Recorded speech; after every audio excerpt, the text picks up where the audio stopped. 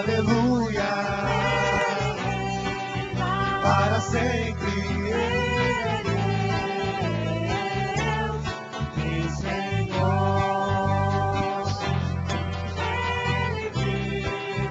Aleluia, para sempre Ele é Deus e Senhor.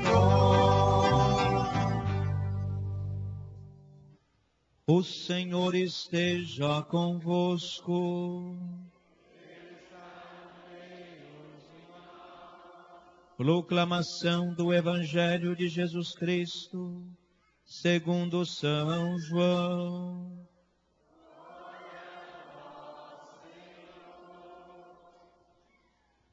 Naquele tempo, disse Jesus a seus discípulos: se me amais, guardareis os meus mandamentos. E eu rogarei ao Pai, e Ele vos dará um outro defensor, para que permaneça sempre convosco. O Espírito da verdade que o mundo não é capaz de receber, porque não o vê nem o conhece. Vós o conheceis, porque ele permanece junto de vós e estará dentro de vós. Não vos deixarei órfãos, eu virei a vós. Pouco tempo ainda e o mundo não mais me verá, mas vós me vereis, porque eu vivo e vós vivereis.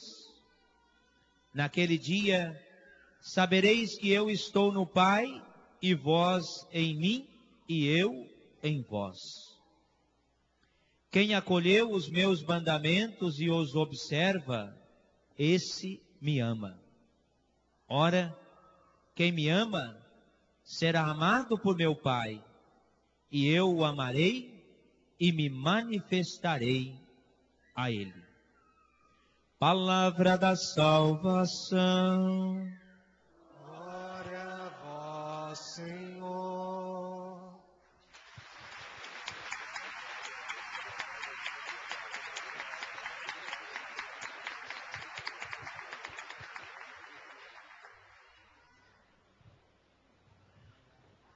Pela palavra do Santo Evangelho. Para compreendermos melhor a liturgia da palavra, vamos fazer o seguinte.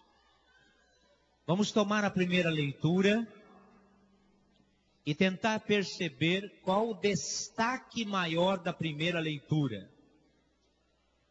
Depois tomar o Evangelho e ver qual o destaque maior que aparece no Evangelho. Primeira leitura, Atos dos Apóstolos, é dado um destaque muito especial ao anúncio que Filipe faz ao povo samaritano. Depois desse anúncio, como consequência desse anúncio, há uma conversão interior, libertação do coração, algumas pessoas que foram curadas. Então, o enfoque principal da leitura é o anúncio de Filipe. Eu só queria retomar uma coisa, antes de nós continuarmos na leitura. Há uma passagem dos evangelhos que Jesus queria entrar na Samaria. Não sei se vocês se lembram. E o povo samaritano virou para Jesus e falou assim: olha, nós não queremos que você entre na nossa terra. Nós não queremos que você entre no nosso povoado. Eu não me lembro a citação. Pedro e João, que aparecem nessa leitura rezando pelo povo samaritano, eles vão falar o seguinte para Jesus: Senhor, queres que mandemos fogo para destruir todo esse povo samaritano? Não sei se vocês se lembram dessa passagem. E Jesus vai repreendê-los. Você deve estar perguntando por que o padre está contando isso para nós. Depois de algum tempo, depois da ressurreição de Jesus, Filipe está anunciando para quem? Para o povo samaritano. E nesse momento, o que o povo samaritano faz? O povo samaritano abre o coração e acolhe a palavra, acolhe Jesus. Aí você deve falar assim, por que lá não acolheu e agora acolhe? Não sei. Por que nós também, em alguns momentos, Deus fala e nós não escutamos, e em alguns momentos Deus fala e nós escutamos? Não sei. A não ser cada um que está diante de Deus, ou com o coração aberto, ou com o coração fechado. Eu só sei de uma coisa: o resultado de uma pessoa que se coloca diante de Deus com o coração aberto é este que foi apresentado na leitura para nós. O que aconteceu? Se não me engano, no versículo, logo no início, os maus espíritos foram expulsos, aleijados foram curados. É isso?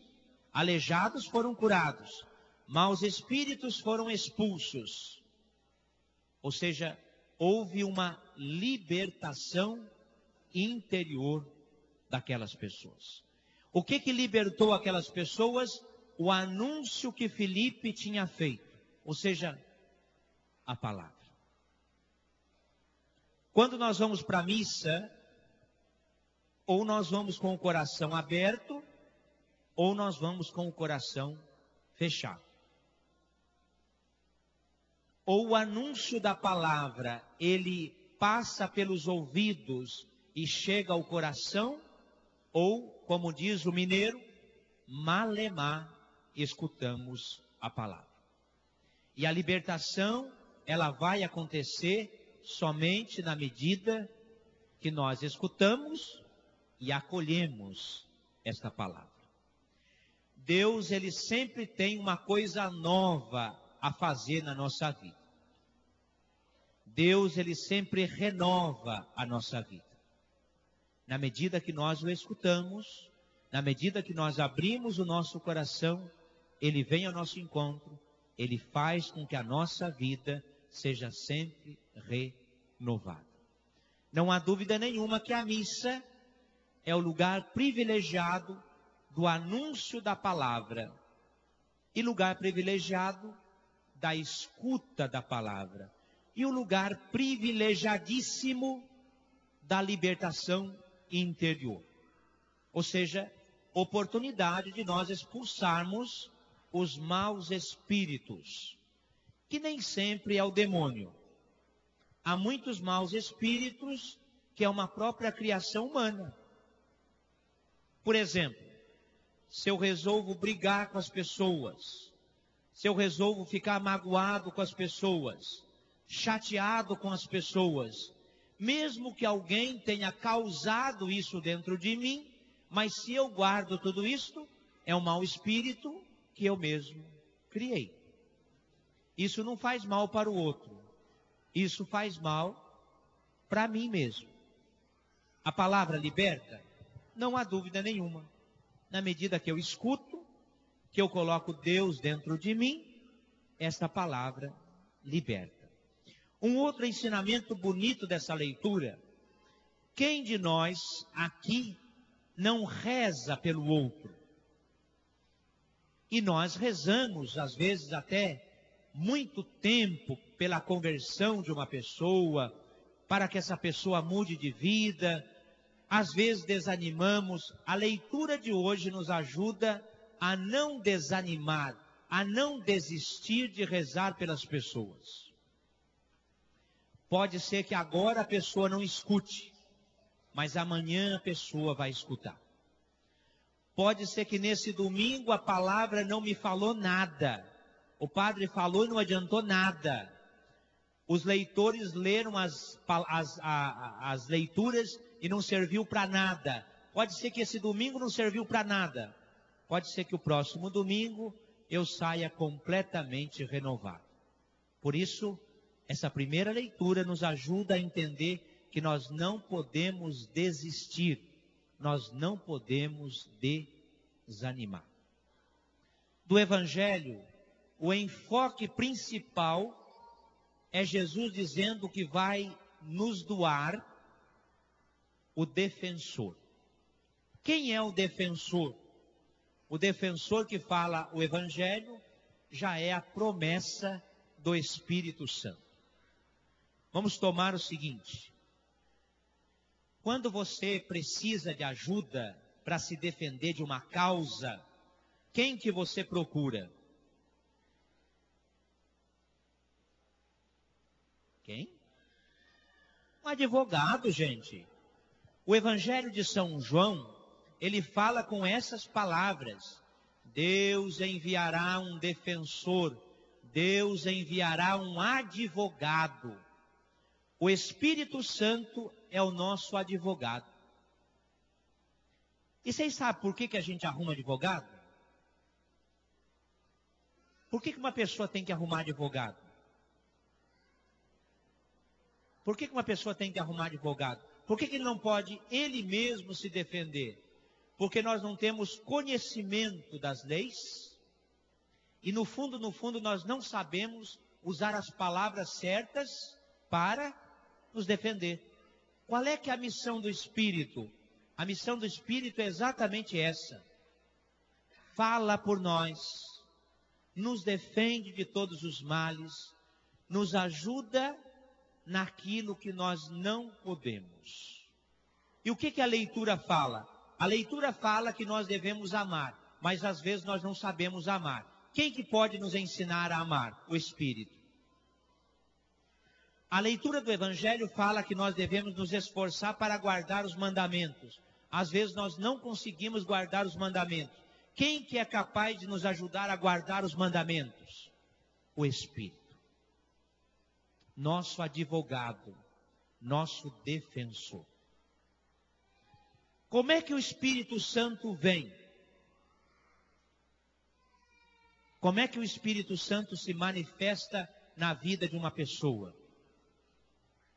A primeira leitura, só retomando, diz que Pedro e João rezaram pelo povo samaritano. E aí o Espírito Santo veio. No dia de Pentecostes, diz que estavam os discípulos reunidos junto com Maria e algumas outras pessoas, e eles estavam rezando. Não há dúvida nenhuma que a manifestação do Espírito vem a partir da oração. Quem reza tem a sabedoria do Espírito Santo. Peçamos essa graça, que Deus envie sobre nós a força da sua palavra e a força do Espírito para que a gente caminhe sempre na fé. Louvado seja nosso Senhor Jesus Cristo.